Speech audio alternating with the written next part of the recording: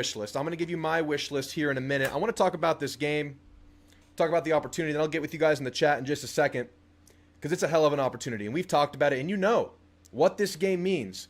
First of all, just beat LSU, man. Beat a team that we love to hate. Beat a team that has beaten us far too often in their backyard. You know when the last time A&M won in Death Valley was? It was 1994, the year I was born, Unk. Also, the last year that Texas A&M was 7-0. So it feels like a full circle moment. It feels like the right time to do it. It's such a big opportunity because if you get this one, you know what's left. 3 more SEC games. You're going to beat Samford. You're 9-0. And you just have to beat one of Missouri, South Carolina, and Texas. And this is the hurdle in the way right now. And A&M has proven a lot this year, guys. A&M has shown so much. They are clearly a top team in the country, a top team in the conference, a clear contender for the SEC, the college football playoff. And if they play really well and keep improving, a lot more than that. But it's a big challenge. And even though LSU is not in a great place right now, particularly offensively, it's on A&M to play their game. Because that's a dangerous team. It's a team with upside. It's a team that, you know, the fan base is down on Brian Kelly, but you better bet your ass they're going to show up and be loud and be drunk and do their LSU thing, because that is a very, very proud and strong fan base, even when they're down right now. So A&M needs to go out there and do them. Don't skip a beat. Don't let them in. The door is cracked for them. This is their last opportunity to push that door in. You can't let it happen. But because LSU is kind of down, especially offensively, they're beaten and bruised defensively, A&M has a couple of really big things they could do to really get the upper hand this game. First and foremost, and I was talking to Ghost of Texas Football about this last night on his show. He brought this up, and it's a really good point. What if you go out and you punch them in the mouth? What if you go out there and you end the first half the first quarter up 10, and you score again before half? What happens to the energy in Death Valley? What happens as night falls and, you know, hope dwindles and the Aggies look really strong? So if you go out there and get a couple of early explosives, you could really get that team reeling from the rip. And I think that's a great path for A&M to take command in this game. But I think more realistically, against a solid defense, and you got to give them credit, they are solid. They're getting healthy on the defensive line. Not fully healthy, but a lot better now. I think some long, sustained drives, keeping the ball out of that offense's hands, don't let them get any life, don't let them get any bullets in that chamber, would be huge. Get some 3-and-outs defensively. You know, really take over the time of possession in this game. And you know what? I think this is a game where A&M really needs to make an effort to establish the running game. And there's several reasons why. We'll go through it right now. I think the run is very crucial for A&M in a time post-Le'Veon Moss. Now, A&M can run in a lot of ways. We've seen them, you know, run the zone read recently. We've seen them run zone and all their stuff that they normally run.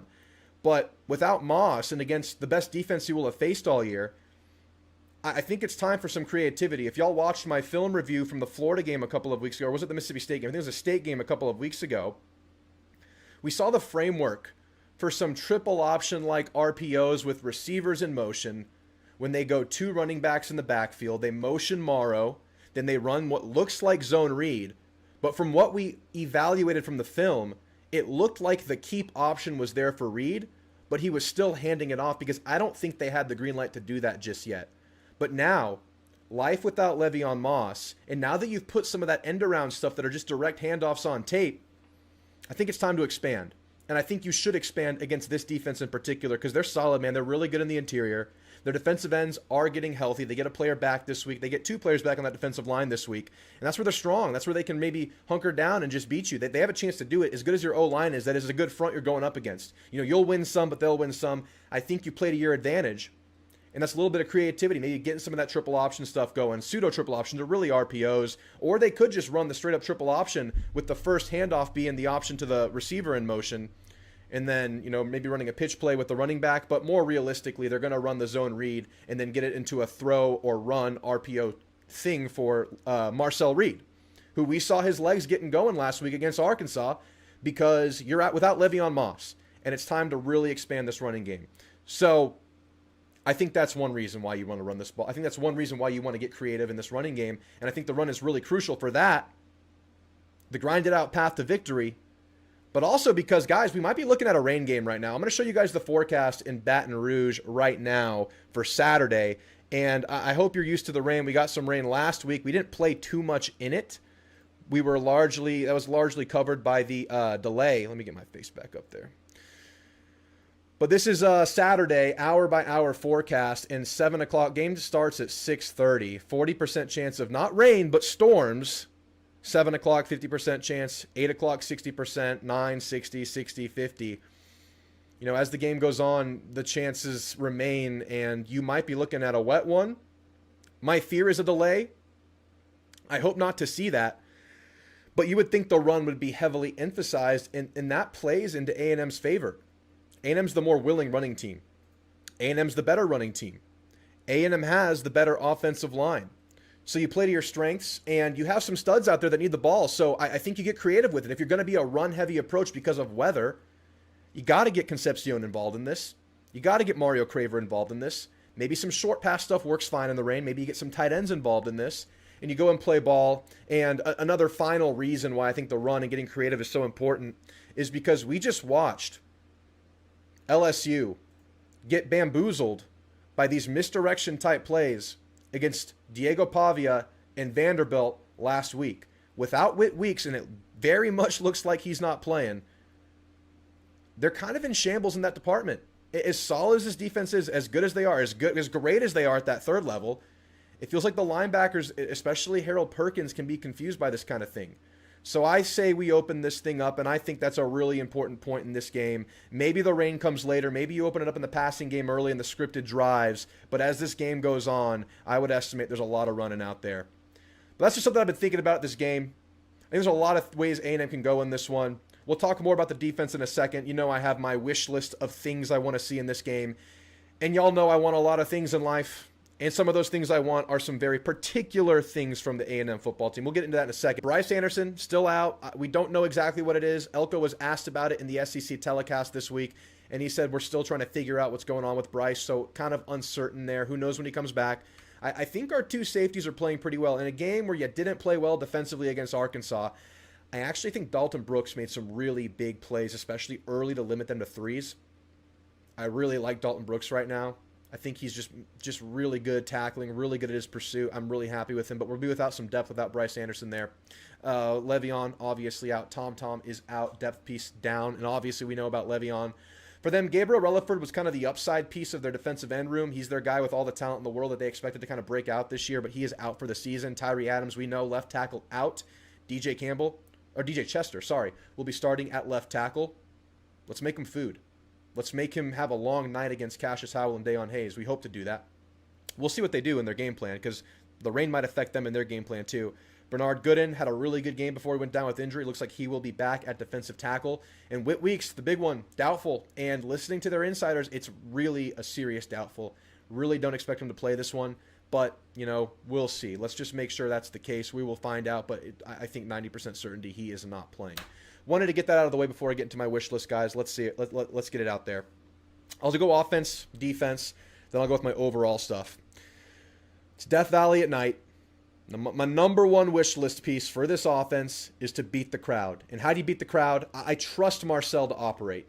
He's a road warrior, man. He did it versus Notre Dame. He did it versus Arkansas last week in what became a very hostile environment. He did it last season early in his first start against Florida.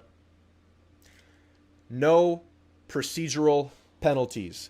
These cannot be a factor in the game because, again, that is an offense that needs many chances to find their rhythm to get things going. If you get them on and off the field quickly offensively with their offense, you're in great shape, Aggies. But if you back yourself up, if you get a lot of these, you're going to give them life. You are the better team in this matchup. You have been playing better football in this matchup. And I will go hand in hand with this.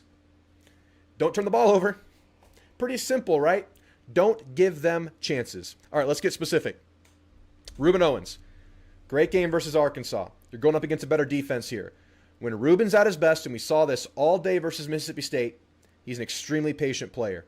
And that is something that we saw Le'Veon Moss add to his arsenal last season in his breakout season. Ruben Owens will be tested this week. The offensive line will give him windows. It's up to him to navigate and find them, cut, bounce, and do your thing with confidence and with great patience. And I'll give you one more running back wish list. Let's get this man E.J. Smith involved in the game, huh? He's freaking earned it. He looks beefy. He looks strong. This man has lived the Moffitt method. It's time for E.J. Smith to have his game. He's the short yard back. He's the late game back. He's the bruiser. He plays hard.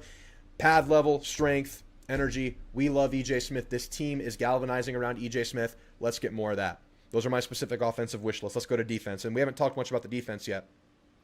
I have 3 buzzwords written right here, and I'm just laughing at myself for just writing this like I'm a coach. Discipline, assignment, tackling. LSU has a rough offensive line. That's their biggest issue right now by far. But they do have playmakers. The young running back, number 22, Caden Durham. They have Trey'Dez Green. They have Xavion Thomas. They have Berrien Brown. These are all guys that can make it happen. When A&M's defense has been at their worst, they have lacked gap discipline. They have been out of their gap assignments, and that has resulted in some subpar tackling. We've seen that a couple times this year. That has been our bane. That has been what has hurt our defense. That has to be solid against an offensive line that will give you chances. So just be sound, be yourself. We know the deal. Mike Elko, last time we had problems with the position group, it was the offensive line with their penalties. No players of the week. None. This last week, defense was the issue. They played a bad game, especially a bad first half. No awards, nothing. You get no love. Regain your love this week. Just play sound, and everything will take care of itself because we know this defense's ability. We know what Cassius Howell, Torian York can do. We know what Dayon Hayes can do. We know what Damian Sanford means. Scooby Williams should be getting healthier and healthier. Quality spell. Go 3 linebacker if you want. That's all there. You got some players playing really well. I love our corners still. Julio Humphrey getting more opportunity. Let's do it. And going hand in hand with that, limit yak and limit, what's the acronym? Yards after contact. Yards after catch and yards after contact. These are things that LSU can do even with the bad offensive line if they get the ball out. And Garrett Nussmeier, God love him. I actually like Nussmeier, guys. I have to tell you, I like the guy. Because I have to respect a quarterback who goes to bat for his team, who could have gone pro last year, who waited behind Jaden Daniels for his chance at the school that he loves to come back another year to be the quarterback at a school that he loves. I respect him. He's having a tough time with this offensive line, but he can still spit the ball out under duress. He's just under duress far too often. But their playmakers will touch the ball, and you got to get them down. You got to limit it. You got to limit it. Those are my defensive wishes. Now, my overall, I have one specific, and this is an offensive wish. This is my number one. This is very specific. Give me an opening drive score. Give me a great scripted drive from the rip. Because in line with that path to victory where you just punch them in the mouth and, take the life out of the stadium, an opening drive score, it can be explosive. It can be methodical. I honestly hope for methodical just to really pound the soul. Give me an opening drive score. Maybe they pass early. Maybe they can tote the rock before the rain starts really hitting because the forecast kind of ramps up over the course of the night. Who knows what happens? Weather's unpredictable. It's been moving around all week. Like a line moves around, like a Vegas line moves around, the weather moves around. But maybe you can pass early. Just get that opening drive score. I really, really want to see that in this matchup against a team that's reeling, that has one last cracked door, one last opportunity, and you are that opportunity.